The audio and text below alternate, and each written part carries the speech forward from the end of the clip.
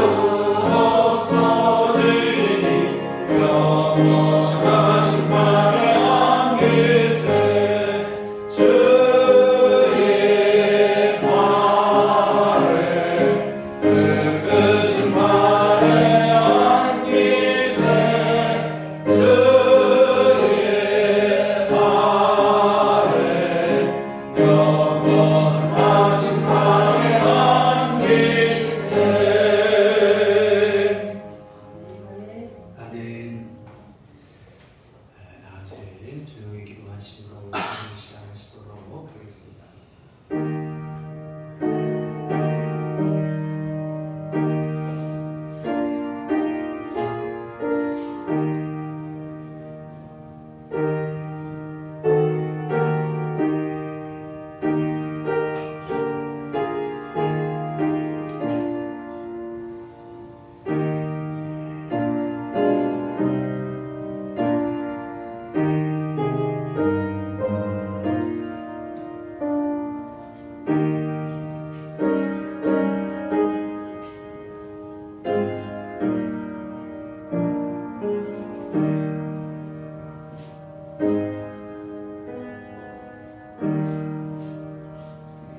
여호와여, 내가 만민 중에서 주께 감사하고 온 나라 중에서 주를 찬양하오리니 주의 인자하심이 하늘보다 높으시며 주의 진실은 궁창에까지 이르나이다.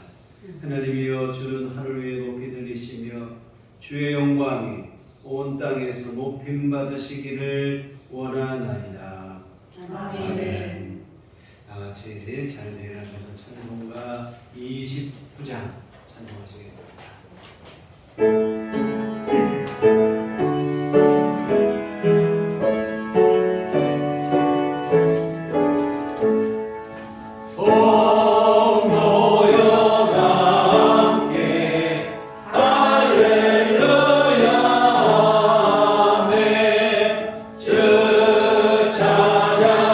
찬양하여라.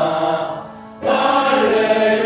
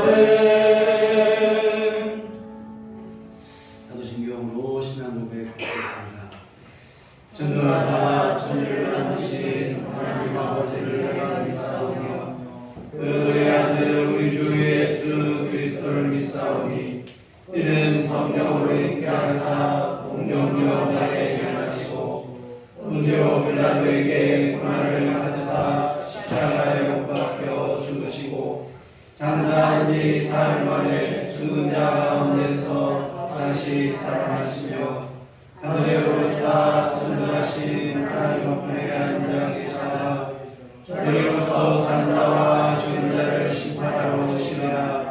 성령을 믿사오며 거룩한 공예와 성도가 서로 교통하는 것과 죄를 사하여 주시는 것과 몸이 다시 사는 것과 영원히 사는 것을 믿사옵나이다. 아멘. 성시교독은 여러분 68번입니다. 68번 이사야 40장 첫 번째 말씀 들어가시도록 하겠습니다. 외치는 자의 소리여 이르되 너희는 광야에서 여호와의 길을 예비하라. 사막에서 우리 하나님의 대로를 평탄하게 하라. 골짜기마다 도두어지며 산마다 언덕마다 낮아지며 고르지 아니한 곳이 평탄하게 되며 험한 곳이 평지가 될 것이요 여호와의 영광이 나타나고 모든 육체가 그것을 함께 보리라. 이는 여호와의 입이 말씀하셨느니라. 말하는 자의 소리여 이르되 외치라. 대답하되 내가 무엇이라 외치리까 하니 이르되 모든 육체는 꿀이요 그의 모든 아름다움은 들의 꽃과 같으니 푸른 말하고 꽃이 시들면 여호와의 기운이 그 위에 굴미라. 이 백성은 실로 풀이로다. 푸른 마르고 꽃은 시드나 우리 하나님의 말씀은 영원히 서리라. 아멘. 수명은 창세기 6장입니다.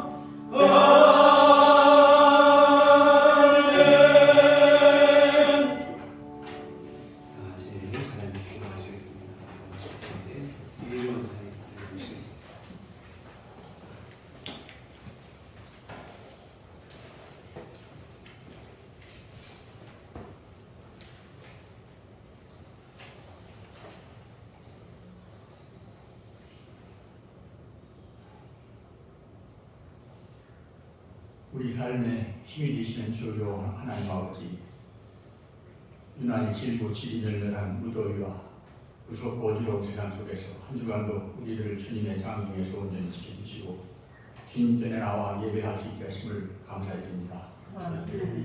이 시간 온전히 우리들이 정결하고 하나님을 경외하는 마음으로 예배에 임하게 하시고 예배의 모든 절차마다 오직 전능하신 하나님만 드러나게 하시며 주님으로 영광 받아 주시옵소서. 우리가 드리는 이 예배가 사람이 아닌 오직 하나님이 중심이 되고 주인이 되시는 하나님에 의한 예배가 되게 하시고 공속적인 인간의 유익을 구하기 위한 예배가 아니라 오로지 하나님만을 위한 경건한 예배가 되게 하여 주시옵소서. 우리들 교회 한 사람 한 사람이 절실한 심령으로 하나님을 갈구하고 사모하는 가운데 하나님을 만나는 살아있는 예배가 되게 하여 주시옵소서. 바라옵기는 우리 하나님의 자녀들이 내 안에 도사리고 있는 부정과 정욕과 탐식으로 가득 찬 이 땅의 것들을 과거히 버리게 하시고 오로지 하늘의 것만으로 충만히 채워지게 하여 주시옵소서. 우리 주님이 스스로 미랄이기 위해서 이 세상에 오셨사오매 이제 우리들도 주님의 작은 미랄로 살아가는 삶이 되게 하여 주시옵소서. 미랄의 신앙이 우리들 심령에 굳게 자리하여 하나님이 원하고 기뻐하시는 하나님을 위한 삶을 살아갈 수 있는 영안과 이를 향할 수 있는 굳은 의지 믿음을 허락하여 주시옵소서. 우리의 믿음의 열매 맞게 이제 우리의 믿음이 젖을 먹는 어린아이의 신앙에서 벗어나서 저마다 단단한 음식을 먹을 수 있는 원숙하고 순숙한 믿음으로 변화되게 하여 주시옵소서. 우리들 교회와 성도들을 눈동자같이 이끌 사랑하시고 살펴주시옵소서. 영원히 궁핍한 성도들을 어둠에서 끌어올려 주셔서 희락과 기쁨이 넘치는 믿음으로 회복시켜 주시옵소서. 물질로 인하여 어려움을 겪는 성도들을 일으켜 세워주셔서 평안한 심령 속에서 하나님을 기쁨으로 섬기게 하여 주시옵소서.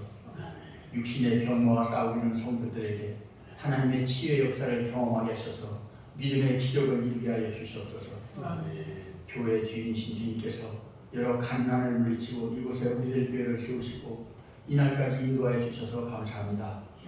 점점 복음의 불꽃이 시들해져가고 꺼져가는 이 시대에 살고 있지만 우리들 교회가 영적 부흥이 일어난 교회가 되게 하여 주시옵소서. 우리 믿음의 성도들이 세상의 본이 되고 빛과 소금의 역할을 다하는 가운데 믿지 않는 사람들이 예수님을 믿고 하나님께로 다가올 수 있도록 우리의 부족한 믿음에 하나님의 영역을 더하여 주시옵소서. 끊이지 않는 갈등과 분열과 혼란이 심하도록 있는 우리 대한민국을 긍휼히 여기시고 주의 지팡이로 바른 길로 인도하여 주시옵소서. 주님께서 하신 일을 이 어지러운 시대에 다시 새롭게 하셔서 모두가 하나님을 알게 하시고 하나님에 의한 하나님의 나라가 구축되게 하여 주시옵소서. 오직 정의를 물같이 공의를 마르지 않는 강같이 흐르게 할지어다. 성경 말씀처럼 평소에 하나님께 함께 동행하는 하나님이 원하시고 기뻐하는 이 나라 이 민족이 되게 인도하여 주시옵소서. 목사님 위에 늘 영역을 더하여 주셔서 우리들 교회와 성도들을 이끌어 가시기에 부족함이 없도록 축복하시고 인도하여 주시옵소서. 이 시간도 선포하시는 하나님 말씀의 씨앗이 우리들 심령의 옥토밭에 뿌리를 내려서 우리의 삶의 놀라운 변화와 역사가 일어나게 하시고 풍성한 열매를 맺게 하여 주시옵소서. 이 시간도 예배를 위해서 각 저수에서 수고하는 분들 위해 하늘의 신령한 복을 내려 주시옵소서. 예수님의 이름으로 간절히 기도드렸습니다. 아멘.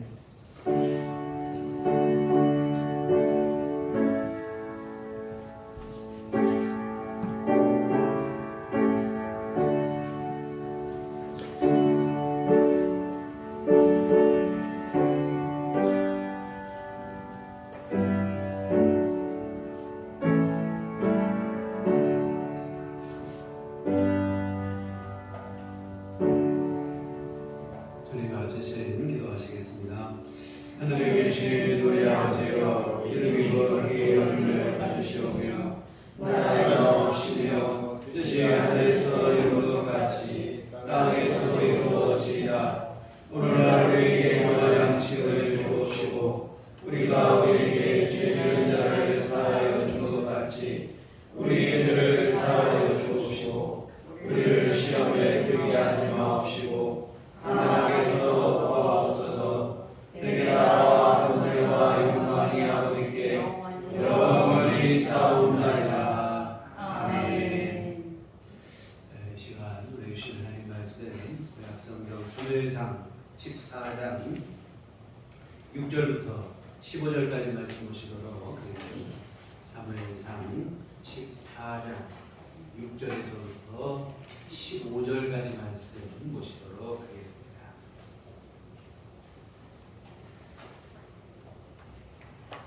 제 목소리로 합독하시도록 하겠습니다. 요나단이 자기의 무기를 든 소년에게 이르되 우리가 이 하늘같이 않은 자들에게로 건너가자. 여호와께서 우리를 위하여 일하실까 하노라.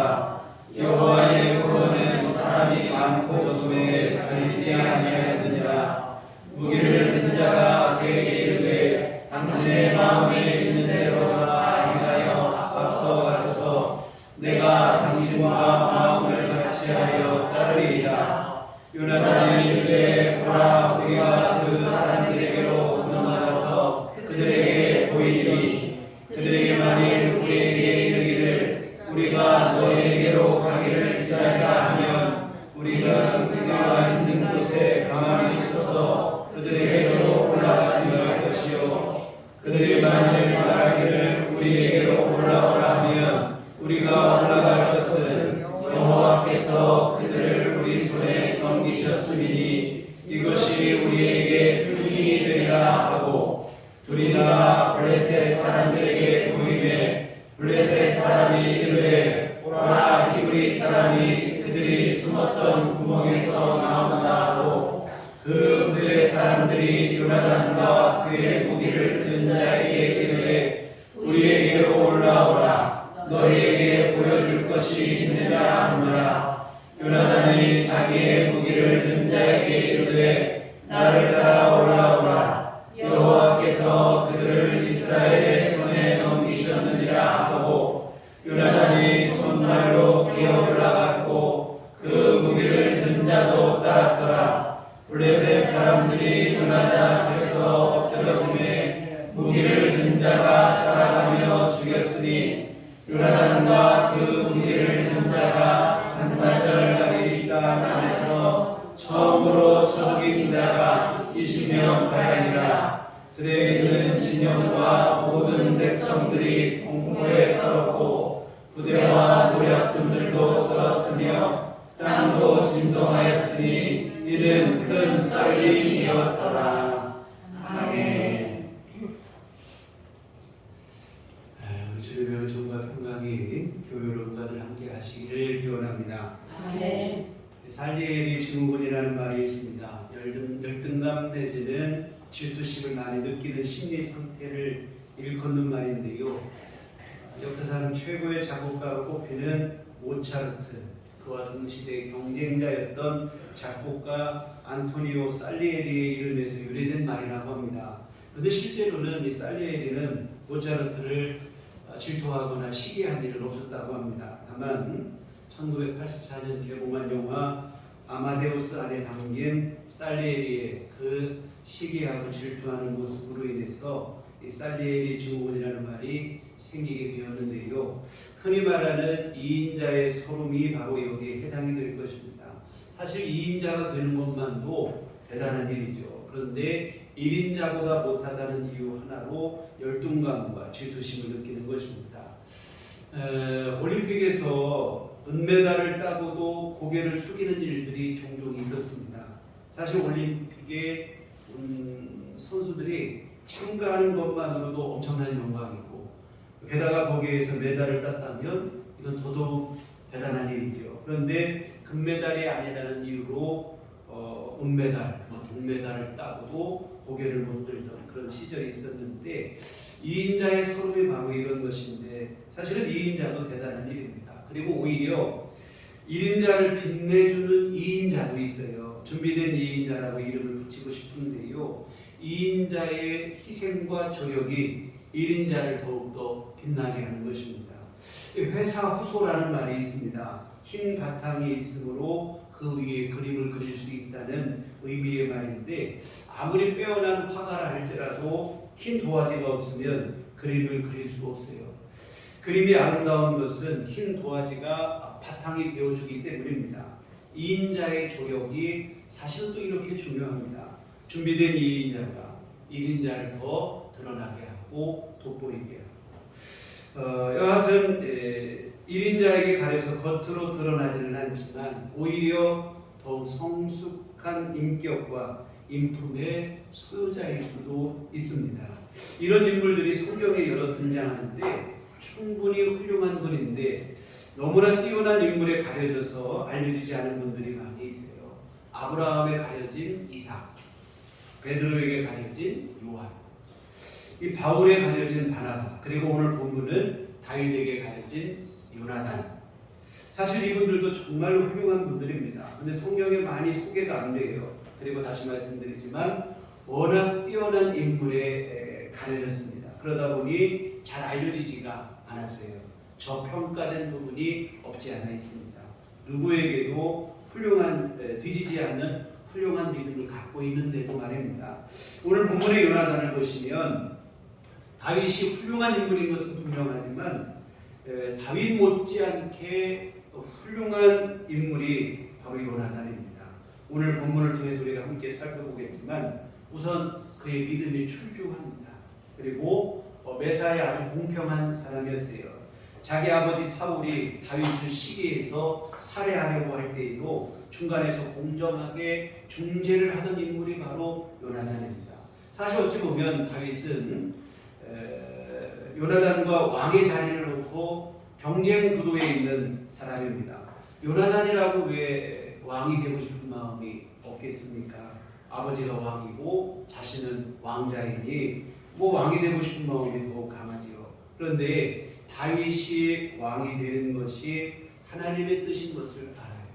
그리고는 요나단은 자신의 욕심을 내려놓고 하나님의 뜻에 순종합니다.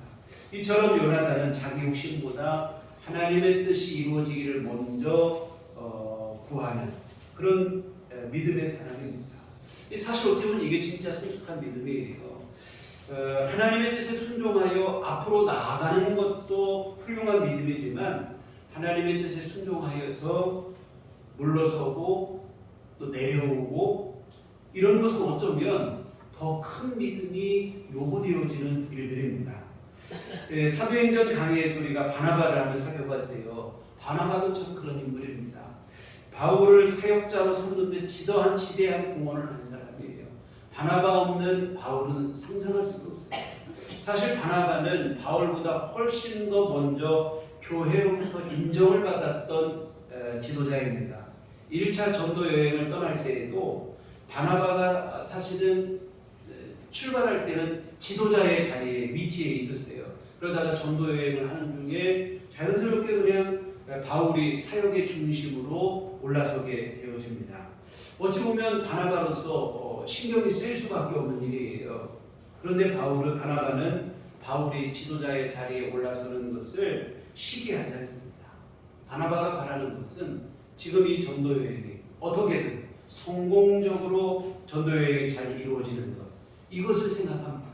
그러니 바울이 지도자의 자리에 올라서도 신경 쓰지 않고 자신이 오히려 그 지도자의 자리에서 내려오기만 한 것이 아니라 친히 바울의 아주 충성스러운 조력자가 되어줍니다. 사실 우리 안에 있는 교만과 자존심은 절대로 이러한 일들을 쉽게 허락하지 않습니다. 쉬운 일이 아니에요. 그런데 바나바는 하나님의 일을 이루기 위해서 기꺼이 자신을 내려놓고, 이게 사실은 진짜 믿음입니다. 우리가 전면에 서고 중심에 서고 높은 자리에 서는 것, 사실 이것도 훌륭한 일이지만 드러나지 않는 자리에서 보이지 않게 조력하는 것은 훨씬 더 성숙한 믿음의 인격이 요구되는 일들이고, 바나바가 그러한 일을 했었고 오늘 본문의 요나단이 또 그러한 인물입니다. 사실 요나단의 신앙을 볼 때 이스라엘의 임금이 되기에 부족함이 없는 인물입니다. 그의 아버지 사울이 실수만 하지 않았더라면 얼마든지 왕이 되고도 남을 사람이고 왕이 됐어도 또 훌륭한 임금이 됐을 만한 인물이죠. 물론 다윗이 훌륭하죠. 그러나 다윗 못지않게 요나단도 훌륭하다는 것입니다. 오늘 우리가 살펴볼 사무엘하 14장 말씀 속에서 이 요나단의 믿음 그리고 그의 믿음의 용기를 유감없이 우리가 살펴보게 되어질 것입니다. 지난 시간에 우리가 보신 것처럼 이스라엘과 블레셋 사이에 전쟁이 벌어졌어요. 요나단이 블레셋의 수비대를 선제 공격한 것이 빌미가 되어서 결국에는 전면전으로 확산이 됐는데, 문제는 블레셋에 비해서 이스라엘의 전력이 턱없이 부족했다고 하는 사실입니다. 블레셋의 막강한 군사력 앞에 이스라엘 군대가 전쟁을 시작도 해보기 전부터 겁에 질려버렸어요. 동굴과 바위 틈에 숨기 시작하고 아예 군영을 떠나서 요단강을 건너서 타령을 하는 거죠. 도망치는 군사들까지 속출하는 것입니다. 설상가상으로 이스라엘 군대를 위해서 하나님 앞에 예배를 드리기로 약속한 사무엘마저 약속한 날짜가 됐는데 오지를 않아요. 그러자 그렇지 않아도 겁을 먹은 군사들이 더 겁을 먹고 더 흩어지기 시작하는 거예요. 전쟁이 갈수록 어려워지는 그러한 상황이 됐습니다. 이러는 중에 일어난 일이 바로 오늘 본문의 사건이에요. 모든 군사들이 대적의 기세 앞에 겁을 먹고 두려움에 빠진 중에 오직 요나단은 자기 부하에게 적진에 침투할 것을 제안을 하는 거예요. 오늘 본문 바로 전에 있는 1절에 보면, 하루는 사울의 아들 요나단이 자기의 무기를 든 소년에게 이르되 우리가 건너편 블레셋 사람들의 부대로 건너가자 하고 그의 아버지에게는 말하지 아니하였더라. 사실 여러분, 이게 블레셋 그 막강한 진영에 그것도 단 둘이 들어간다는 것은 이거 무모해 보이는 일이에요. 호랑이 굴에 스스로 들어가는 것과 같은 무모해 보이는 일입니다. 그러나 요나단이 이런 결단을 한 것은 하룻강아지 법무서운 줄 모르는 무모함에서 나온 허세가 아니에요. 그 안에 있는 믿음에서 나온 진정한 용기입니다. 오늘 6절 한번 보시겠습니다. 요나단이 자기의 무기를 든 소년에게 이르되 우리가 이 할례받지 않은 자들에게로 건너가자. 여호와께서 우리를 위하여 일하실까 하노라. 여호와의 구원은 사람이 만포저금에 달리지 아니하였느니라. 여러분, 하나님의 구원하심은 사람이 만포저금에 달리지 아니하였다. 이 한마디로 요나단의 믿음을 알 수 있습니다. 하나님이 우리를 원하십니다. 하나님이 친히 우리를 도우시면 우리가 많고 적은 것 상관없다는 거예요. 적은 무리를 가지고도 얼마든지 승리를 거둘 수 있다는 믿음입니다. 나중에 보시겠지만 다윗도 블레셋 최고의 장수였던 골리앗과 싸울 때 그 앞에 당당히 나갈 수 있었던 것은 바로 이 믿음이 있었기 때문입니다. 너는 칼과 단창으로 나오지만 나는 만군의 하나님 여호와의 이름을 가지고 나아간다. 이렇게 말하는 거예요. 그래서 다윗도 그렇고 요나단도 그렇고 성숙한 믿음을 가지고 있어요. 이처럼 믿음이 둘 다 성숙하다 보니까 처음에 만나자마자 단번에 서로 마음이 통해요. 성경에서 최고의 우정을 꼽는다면 바로 다윗과 요나단이잖아요. 그런데 나이가 서로 차이가 있어요. 그렇지만 믿음 안에서 하나가 되는 좋은 친구 관계가 되고 믿음으로 통하는 거예요. 여하튼 요나단의 믿음이 보통이 아니에요. 지난 시간에 보신 것처럼 블레셋의 군대는 그 규모가 엄청났어요. 해변에 모래처럼 많았다는 말로 성경은 기록하고 있는데 그에 비해 이스라엘의 군대는 극소수입니다. 본문 전에 있는 2절에 보면 사울이 기브와 번들이 미그론에 있는 성류나무 안에 머물렀고 함께한 백성은 600명 가량이며 사울과 함께한 군사가 600명 가량에 불과합니다. 이 병력이 절대적으로 열세입니다. 그런데 병력만 열세가 아니에요. 사무엘상 13장 말미의 내용을 보면 블레셋은 이미 철을 사용할 줄 알았어요. 이 철기 문명이 이미 시작이 됐습니다. 이 철을 가지고 강력한 무기를 만들어 사용했습니다. 그에 반해 이스라엘은 여전히 청동기 문명에 머물고 있어요. 동으로 만든 무기와 여러분 철로 만든 무기 둘이 붙으면 이거 상대가 안 되는 거죠. 이처럼 무기에서도 절대적으로 열세입니다. 병력으로도 안 되고 무기로도 안 되고 설상가상으로 이런 상황으로 인해 그나마 몇 안 되는 군사들마저 사기가 완전히 깎인 상태입니다. 이 총체적 난국의 상황이죠. 이런 경우가 싸움이 안 되는 거예요. 그런데 이런 상황에서 요나단은 믿음으로 용기를 냅니다. 병이 든 소년에게 우리 단둘이지만 건너서 블레셋 군대에 침투하자. 하나님의 구원하시는 사람의 만부족음이 있지 않아요. 대단한 믿음이에요. 모두가 숨어서 떨고 있는데 단둘이 오직 믿음 하나 가지고 적진을 향해 나아가요. 다시 말씀드리지만 이게 무모해 보이지만 무모한 게 아니라 하나님의 믿음으로 인한 결단이요 용기였다고 하는 사실입니다. 여하튼 요나단은 문제를 보고 대적을 보고 지금의 상황을 보는 게 아니라 하나님을 의지하는 믿음의 사람이었습니다. 문제를 바라보게 되면 한없이 어렵게만 보이지만 그러나 하나님을 의지하고 바라보게 되면 우리 안에 힘과 용기가 주어지는 줄 믿습니다. 그래서 문제를 바라보지 말고 하나님을 바라보는 믿음의 되시기를 주님의 이름으로 부탁을 드립니다. 우리가 살다 보면 얼마나 많은 문제를 만나고 살아갑니까? 그때마다 그 문제에 함몰되면 살 수가 없어요. 늘 불안과 염려에 낙심과 절망에 젖어 살 수밖에 없습니다. 살아계신 하나님, 전능하신 하나님, 그리고 그 하나님이 좋으신 나의 하나님 아버지가 되심을 여러분이 믿고 의지하시고 그 하나님을 바라보시고 그 하나님 때문에 힘과 용기를 내셔야 될 줄 믿습니다. 요나단이라고 왜 지금의 상황을 모르겠습니까? 모든 면에서 불리한 상황이라는 것을 누구보다 잘 알지요. 그러나 요나단은 그 중심에 하나님을 향한 믿음이 있었던 사람이었던 것입니다. 모든 불리한 상황을 잘 알지만 하나님의 구원을 믿고 의지하는 것입니다. 우리가 비록 숫자가 적고 무기도 열악하지만 하나님이 도우시면 하나님의 구원하심이 우리 가운데 임할 수 있다는 믿음을 붙잡는 것입니다. 여호수아 갈렙이 그러했고 사사시대 기드온이 또 그러했습니다. 작고 부족하지만 하나님이 함께 하시면 승리할 것을 믿고 나간 것이고 그리고 그 믿음으로 실제로 승리를 거두게 되어진 줄 믿습니다. 여호와서 요나단이 부하 장수에게 하나님께서 도우시면 사람이 많고 적음에 상관없이 승리할 것을 말하며 적진을 향해 단둘이 침투할 것을 이야기합니다. 그런데 그 대장의 그 부하예요. 보니까 그 부하도 같은 마음으로 동행을 합니다. 7절을 보시면 무기를 든 자가 그에게 이르되 당신의 마음에 있는 대로 다 행하여 앞서가소서. 내가 당신과 마음을 같이하여 따르리이다. 마음이 하나가 되는 거예요. 사실 이렇게 하기가 쉬운 일이 아니잖아요. 자칫 죽을 수 있는 일인 이거 어찌 보면 이거 죽으러 가는 것과 똑같은 일이라 이 말입니다. 믿음이 없으면 절대로 동의할 수 없는 제안입니다. 그런데 요나단과 이 부하 장수가 함께 하다 보니까 이 부하 장수도 요나단의 영향을 받아서 같은 믿음이 되는 거예요. 여러분 사람은 주변의 영향을 받게 되어 있습니다. 요나단과 함께 보니 이 병기 든 소년도 같은 믿음을 갖게 돼요. 여러분 신앙생활을 할 때도 좋은 믿음의 사람을 보고 그 믿음을 배웠으면 좋겠습니다.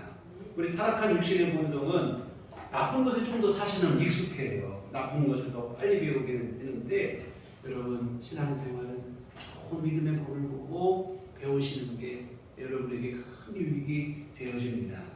그리고 여러분 교회에서 정말 그래요. 우리 교회 서로 성도들 안에서 서로 믿음의 말들을 해야 합니다. 그때 서로 믿음으로 하나가 되어지는 거예요. 자꾸 안 된다고 불신앙적인 말을 하다 보면 정말로 그렇게 될 거예요. 다시 말씀드리지만 타락한 육신의 본성은 부정적인 말에 쉽게 마음이 무너지는 성향이 있습니다. 출애굽하는 이스라엘 백성들을 보세요. 원망과 불평이 얼마나 쉽게 번지는지 모릅니다.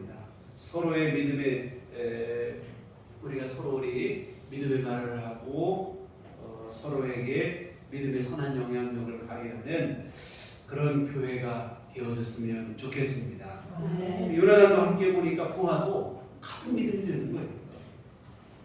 이 블레셋 진영으로 침투할 것을 제안한 요나단은 우선 한 가지를 제안합니다. 우리가 진짜 이 가는 것이 하나님의 뜻인지 아닌지를 알아보자 이렇게 얘기를 합니다. 그러면서 하는 말이 뭐냐면 우리 둘이 블레셋 진영 앞으로 왔다 갔다 해보자는 거예요. 그러면 블레셋 군사들 우리를 보고 뭐라고 하지 않겠느냐. 그들이 말하기를 써물러 가라 이렇게 얘기하면 이것은 하나님께서 허락하시지 않는 거다. 그러니 우리 가지 말자. 그런데 그들이 이리로 올라오라 이렇게 얘기하면 이거 진짜로 우리가 적진에 침투하는 것이 하나님의 뜻으로 믿고 우리 적진을 향해 나아가자. 이렇게 서로 확인을 하자고 얘기를 하고 실제로 적진 앞에 갔더니 블레셋 군인들이 올라오라고 하는 거예요. 이에 요나단은 하나님께서 블레셋 사람들을 자신에게 붙이셨음을 확인하고 주저할 것 없이 병기 든 그 소년 한 사람을 데리고 함께 블레셋 군대를 향해 나아갑니다. 근데 요나단이 나아가는데 그 앞에서 블레셋 병사들이 추풍 낙엽처럼 나가 떨어지는 거예요. 그러면 뒤따르는 그 병기 든 소년은 칼로 그들을 죽이는 것입니다. 이렇게 해서 처음으로 죽인 자가 20명가량이나 이렇게 되어 있어요. 그리고 이어지는 15절에 보시면 들에 있는 진영과 모든 백성들이 공포에 떨었고 부대와 노략군들도 떨었으며 땅도 진동하였으니 이는 큰 떨림이었더라. 요나단이 가서 블레셋 군대를 휘저으니까 온 땅이 혼란에 빠지는 거예요. 공포에 떨게 된다 이 말입니다. 그래서 블레셋 진과 그 안에 블레셋 군사들 모두가 두려워 떨게 됩니다. 믿음의 사람이 가면 여러분 사탄의 세력이 겁을 먹고 두려워 떨게 되어 있습니다. 이 영적인 원리예요. 우리가 먼저 두려워할 일이 아니라 우리가 믿음으로 나아갈 때 하나님의 도우심으로 승리하는 역사가 일어나게 되어진다고 하는 사실입니다. 우리가 한번 보시면 가나안 땅에 출애굽하여 이스라엘 백성들이 들어갈 때 12명의 정탐꾼을 먼저 보냅니다. 가나안 땅을 40일을 정탐하고 돌아왔는데 보고가 두 가지로 갈리는 거예요. 10명의 정탐꾼들은 말하기를 그 땅이 좋은 땅인 것을 말합니다. 그러나 그 땅은 그림의 떡에 불과하다. 왜? 그 땅에 보니까 거대한 거인족이 살고 있더라는 거예요. 우리의 힘으로 도저히 그들을 이기지 못한다. 그들 앞에 우리를 보니까 우리는 메뚜기 같더라. 이런 얘기예요. 그러자 온 백성들이 그 말을 듣고는 밤새 통곡을 합니다. 우리 힘들게 광야를 지나왔는데 가나안 땅 못 들어가고 여기서 죽는 거냐? 쉽게 말하면 그런 얘기죠. 이와 같은 가나안 땅을 차지하지 못할 것이라고 하는 절망과 좌절에 빠져서 두려움에 완전히 빠져버린 거예요. 그러나 여호수아와 갈렙 두 분은 뭐라고 얘기합니까? 아니요. 하나님이 우리를 도우시면 우리가 그 땅을 차지할 수 있다. 그들은 오히려 먹이라 이런 얘기를 합니다. 여러분 누구의 말이 맞았을까요? 여호수아와 갈렙의 말이 맞았습니다. 여러분 가나안 본토의 첫 번째 전투였던 여리고성 전투의 과정을 보세요. 본격적 전투에 앞서서 정탐꾼 2명을 여리고성에 보냈습니다. 근데 정탐꾼들이 여리고성에서 기생 라합의 집에 숨어 들어갔는데 기생 라합이 정탐꾼들에게 이런 얘기를 하는 거예요. 여호수아 2장 9절에 보시면 여호와께서 이 땅을 너희에게 주신 줄을 내가 아노니 우리가 너희를 심히 두려워하고 이 땅 주민들이 다 너희 앞에서 간당히 녹나니 뭐냐면 하나님께서 이 땅을 너희에게 주신 것을 내가 안다. 10명의 정탐꾼은 못 들어간다고 했는데 가나안 땅 사람들은 뭐라고 하냐면 이 땅을 보니까 하나님이 이스라엘에게 주셨다는 거예요. 그러면서 하는 말이 뭐냐면 우리 성 사람들이 얼마나 너희를 두려워하는지 간담이 다 녹았다. 간과 쓸개가 다 녹아내리는 것처럼 두려움이 우리 안에 찾아와. 그들이 오히려 두려워 떨고 있었거든요. 여러분 요나단과 같은 담대한 믿음이 오늘 우리에게도 필요한 줄 믿습니다. 세상을 두려워할 것이 아니라 하나님의 전능하심을 믿고 나가시면 좋겠습니다. 여하튼 여호수아 요나단과 부하 장수로 인해 블레셋 진영이 난리가 났습니다. 거기가 두려워 떨고 모두가 두려움에 빠지게 돼요. 그리고 이어지는 19절 20절 한번 보시면 사울이 제사장에게 말할 때 블레셋 사람들의 진영에 소동이 점점 더한지라 사울이 제사장에게 이르되 내 손을 거두라 하고 사울과 그와 함께 모든 백성이 모여 전장에 가서 본즉 블레셋 사람들이 각각 칼로 자기의 동무들을 침으로 크게 혼란하였더라. 블레셋 진영에 이 소동이 점점 더 심해지더니 나중에는 자기들끼리 싸우는 거예요. 여러분 믿음의 사람들이 하나님의 백성들이 믿음으로 나아갈 때 사탄의 세력이 이렇게 무너지게 되어 있습니다. 믿음의 사람 2명으로 인해 블레셋 진영이 완전히 무너지고 말았습니다. 앞에서 보셨던 6절 요나단의 고백, 하나님의 구원은 사람의 많고 적음에 달린 게 아니라고 하는 그 고백대로 되어진 줄 믿습니다. 믿음의 사람 단 2명만 있어도 사탄의 진영이 완전히 무너지게 되어집니다. 사랑하는 성도 여러분, 하나님을 믿고 의지하는 믿음으로 사시기를 부탁을 드립니다. 아멘. 우리가 문제를 볼 것이 아니에요. 또 내 안에 있는 나의 연약함을 볼 것도 아닙니다. 하나님의 사랑하심과 크신 권능을 의지하시기를 바랍니다. 아멘. 하나님을 바라보는 믿음이 분명하다면 요나단과 같은 그 믿음이 우리 안에 분명하기만 하면 오늘 우리도 하나님의 도우심 안에 하나님의 구원하심으로 승리하는 삶을 살게 되어질 줄 믿습니다. 이와 같은 이처럼 블레셋 진영이 요나단과 요나단의 무기를 든 부하 장수로 인해서 완전히 습격하시되고 혼란 상황에 빠지게 되자 겁을 먹고 도망갔던 이스라엘 군사들이 다시 돌아와요. 그리고 숨어있던 군사들이 용기를 내기 시작합니다. 그래서 결국은 전쟁을 다시 힘있게 이스라엘 군대가 하기 시작해요. 우리 여러분 지난 시간에 보셨을 것처럼 사울은 군사들이 흩어질 때 어떻게 했습니까? 흩어지는 군사들을 어떻게든 막아보려고 해서는 안 되는 일을 했어요. 사무엘을 기다리지 못하고 자기가 나서서 예배를 드리고 결국 하나님으로부터 책망을 받았을 뿐입니다. 흩어지는 군사들을 막지도 못했어요. 여러분, 군사들의 흩어짐을 막은 것은 다름 아닌 요나단의 믿음의 결단이었습니다. 여러분, 진정한 문제 해결이라고 하는 것은 온전한 믿음뿐입니다. 우리가 믿음의 정도를 걸을 때 승리가 주어지는 것이지 인간적인 수단과 방법으로는 문제를 더욱 복잡하게 만들 뿐이라고 하는 사실을 다시 한번 오늘 본문에서 확인하게 되어지는데요. 이와 같은 믿음의 결단, 요나단의 믿음으로 인해서 흩어진 군사들이 다시 돌아오고 숨었던 군사들이 힘과 용기를 내게 되고 결국 블레셋 군대는 용기 백배한 이스라엘 군대에게 몰려서 패배를 당합니다. 이 전쟁이 이스라엘이 승리를 잡는 거예요. 그런데 이처럼 이스라엘의 전쟁의 승리를 잡는 중에 사울이 참 도움이 안 되는 일을 또 하는 거예요. 24절에 보시면 이날에 이스라엘 백성들이 피곤하였으니 이는 사울이 백성에게 맹세시켜 경계하여 이르기를 저녁 곧 내가 내 원수에게 보복하는 때까지 아무 음식물이든지 먹는 사람은 저주를 받을지어다 하였습니다. 그러므로 모든 백성이 음식물을 맛보지 못하고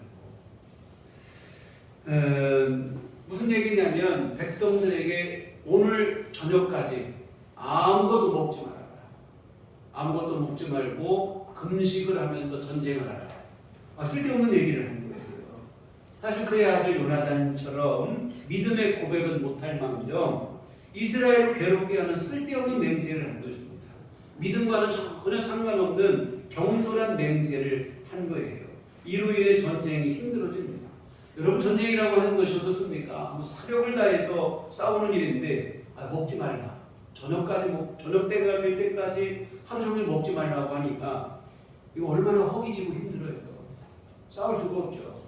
이 전쟁 중에 금식령을 선포하는 것은 사실은 자살행위와 다를 바가 없는 일이잖아요. 사실 이 사울이 이런 명령을, 이런 맹세를 하지 않았다면 훨씬 수월하게 블레셋을 물리쳤을 거예요. 이와 같은 사울이 저녁까지 아무것도 먹지 말고 블레셋을 물리치라는 말로 인해 군사들이 전쟁을 하다 보니까 너무 허기가 지죠. 그런데 숲을 사이로 보니까 꿀이 흐르고 있어요. 근데 아무도 그 꿀을 먹지를 못하는 거예요. 여러분, 정말 피곤할 때 가장 우리에게 에너지원이 되는 것은 당분이 단 것을 먹으면 이것이 금방 에너지원이 돼서 피로가 기력이 회복이 됩니다. 여하튼 온 힘을 다해 전쟁을 하다 보니까 얼마나 기력이 다하고 배가 고프고 피곤하겠습니까? 눈앞에 꿀이 흐를 때 먹고 싶은 마음이 간절하죠. 근데 아무도 먹을 생각을 못해요. 근데 사울이 이 맹세를 하고 이 명령을 할 때에 요나단은 그 자리에 없었어요. 앞에서 보신 것처럼 요나단 자기 병기를 든 자와 함께 두 사람 먼저 블레셋 진영에 침투를 했기 때문에 사울이 했던 이 말을 듣지를 못했어요. 여하튼 요나단이 이 얘기를 듣지 못하니까 요나단도 전쟁을 하다 보니까 숲을 사이로 꿀이 흘러요. 이에 지팡이로 그 꿀을 찍어서 잠깐 맛을 봤어요. 그랬더니 금방 눈이 밝아지는 거예요. 그랬더니 백성 군사 중에 한 사람이 하는 말이 뭐냐면 사울의 맹세를 얘기해 주는 거예요. 아니, 왕께서 저녁까지 아무것도 먹지 말라 했는데 왜 꿀을 드시고 어쩌냐, 이런 얘기를 합니다. 이 말을 들을 때 요나단이 뭐라고 하냐면 29절에 보면 요나단이 이르되 내 아버지께서 이 땅을 곤란하게 하셨도다. 보라, 내가 이 꿀 조금을 맛보고도 내 눈이 이렇게 밝아졌거든. 하물며 백성이 오늘 그 대적에게서 탈취하여 얻은 것을 임의로 먹었더라면 블레셋 사람을 살육함이 더욱 많지 아니하였겠느냐.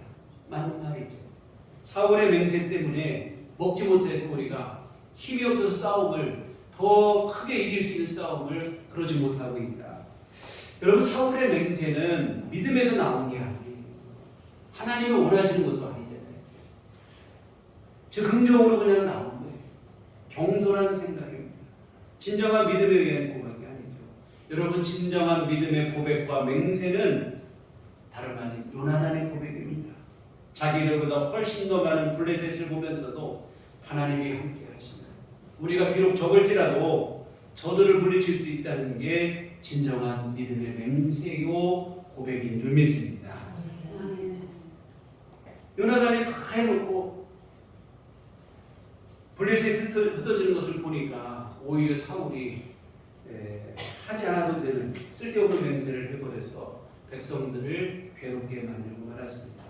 결국 어떤 일이 벌어지냐면 백성들이 금식령이 내려진 기한이 저녁까지거든요. 저녁이 지나고 나니까 얼마나 허기지고 배가 고픈지 탈취한 양과 소를 잡아서 먹는데 성경에는 뭐라고 되어 있냐면 절대로 같이 먹지 못하는 게 피채 먹지 못하게 되어 있어요.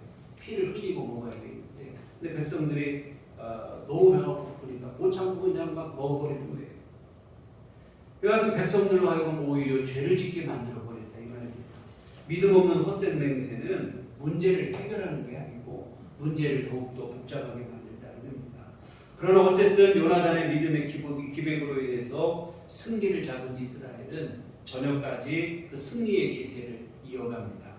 이 사울의 맹세로 여러 어려움이 있긴 했지만 승리의 기세가 계속돼요. 그래서 사울이 생각할 때 어떤 생각이 드냐면 오늘 전쟁이 끝장을 봤으면 좋겠다.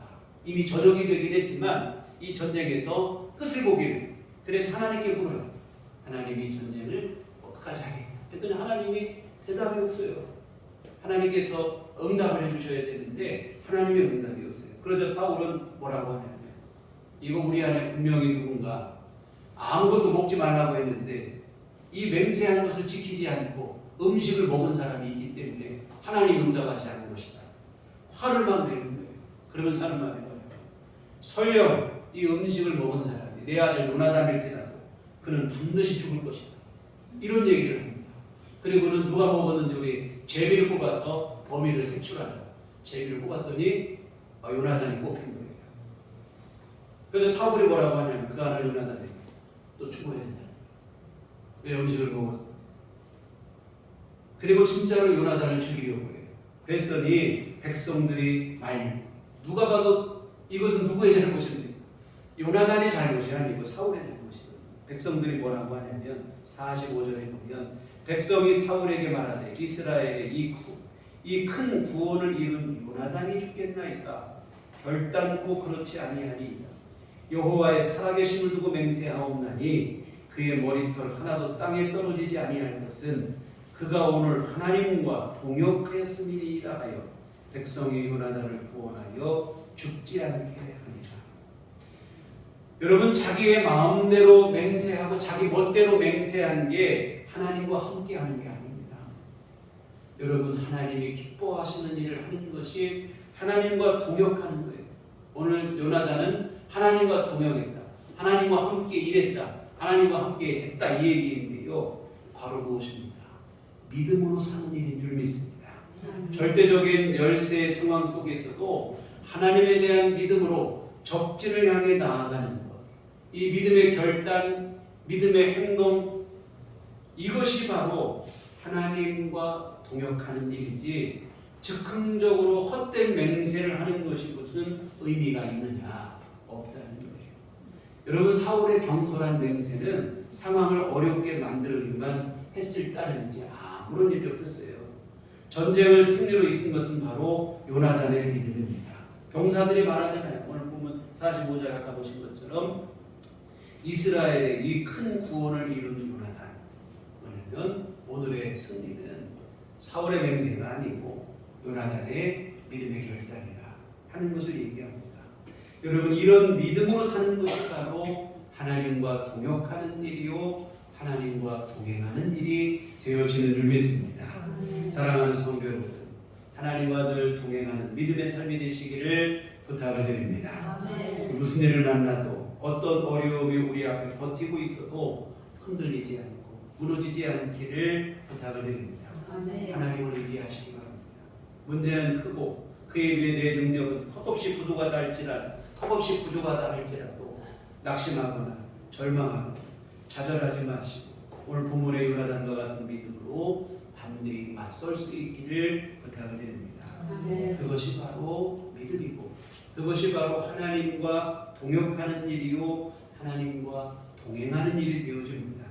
하나님의 구원, 하나님의 역사하심, 하나님이 주신 승리는 사람이 많고 적음에 달리지 아니하였다는 요나단의 믿음이 오늘 저와 여러분의 믿음이 되시기를 주님의 이름으로 축원합니다. 기도하시겠습니다. 하나님 아버지, 하나님의 구원하심은 사람의 많고 적음에 달리지 아니하였으니 이 믿음이 오늘 우리 안에도 분명히 하여 주시옵소서. 작은 문제와 어려움 앞에서도 우리의 믿음이 무력해질 때가 있습니다. 주여 우리를 불쌍히 여겨 주시옵소서.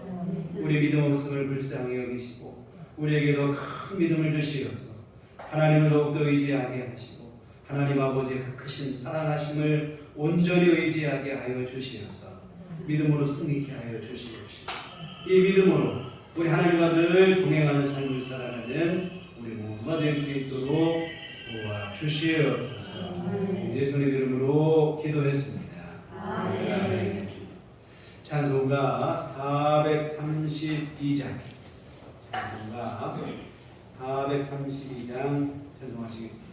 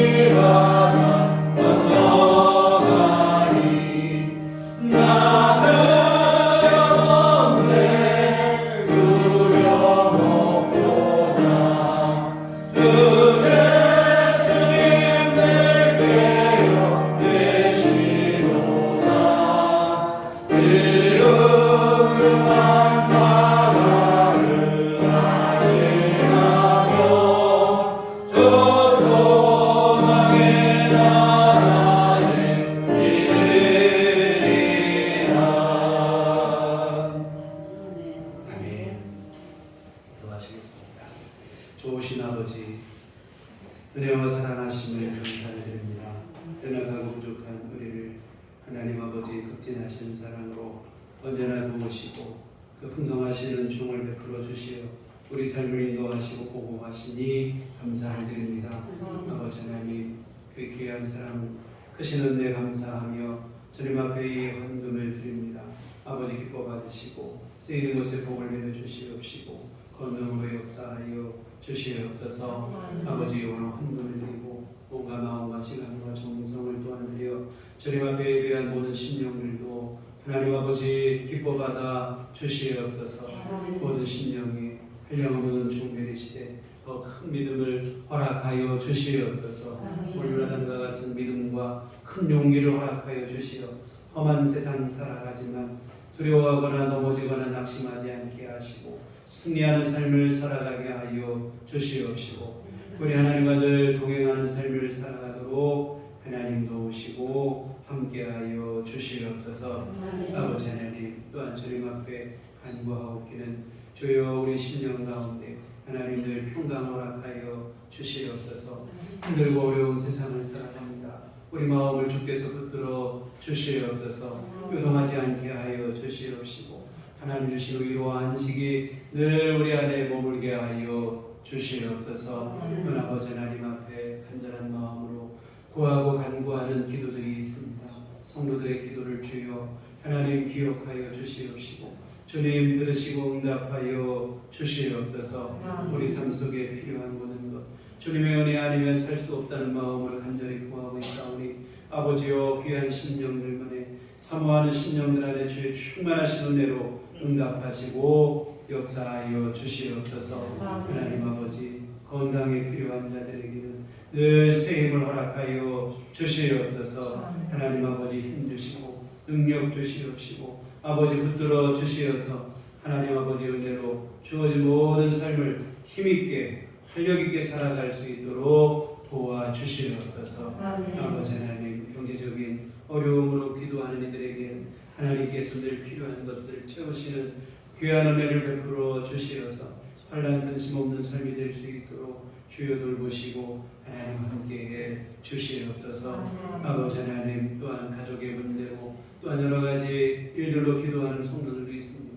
하나님께서 모든 이들의 필요와 처지를 조림하시오니 하나님께서 역사하여 주시옵시고 필요한 모든 것들로 주께서 채우시며 주의 충만하신 은혜를 내려주시고 하나님 은혜 속에 우리 모든 성도들 가정마다 하나님의 충만하신 귀하신 사랑이 넘쳐나는 복된 가정들 구원의 믿음의 가정들 다 되도록 복을 내려 주시옵소서. 한 주간 또한 우리 믿음으로 살게 하여 주시옵소서. 주 안에 승리케 하시고 하나님 아버지 기뻐하시는 믿음의 삶을 살게 하여 주시옵소서. 예수의 이름으로 기도했습니다. 아멘. 아멘. 교회 소식 시간입니다. 서로 인사하며 주님만 바라봅시다. 다음 주는 매월 첫 주에 선교음을 드리는 주입니다. 오늘 시작하시는 마음으로 함께 참여해 주시면 고맙겠습니다. 교회 밖의 집회와 성경공부 참여를 통하고 교회 중심으로 건강하시는 생활을 건전하게 신앙생활을 하시면 좋겠습니다. 지난주 수요일이 처서였는데 날씨가 조금 시원해진 것 같아요. 아침 저녁으로 새벽으로 숨통이 트이는 좀 시원한 날이 됐습니다. 여러분 조금만 더 준비해 주셔서 건강하게 이 여름 무더위를 잘 이겨내시길 바랍니다. 우리 다 같이 자리에서 일어나셔서 평안을 너에게 주어 서로 축복하시며 찬양하시겠습니다.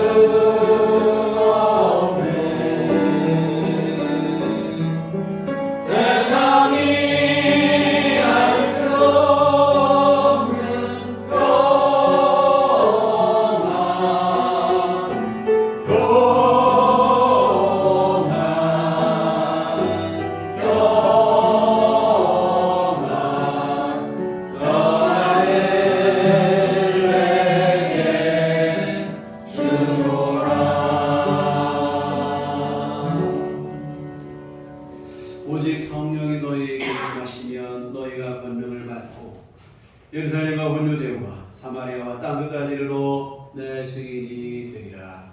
우리가 주의 증인이 되겠습니다. 이제는 우리 주 예수 그리스도의 구속의 은혜와 하나님 아버지의 크신 사랑하심과 성령님의 여러 통역사 감화 감동 충만하시니 주의 폐을 세우신 우리들 교회 위에 오직 하나님의 도우심만을 믿고 의지하며 믿음으로 살기를 소원하고 다짐하는 주의 모든 자녀들의 심령 위에 가정과 일터와 모든 삶 속에 지금부터 영원토록 함께 계시기를 간절히 축원하옵나이다. 아멘.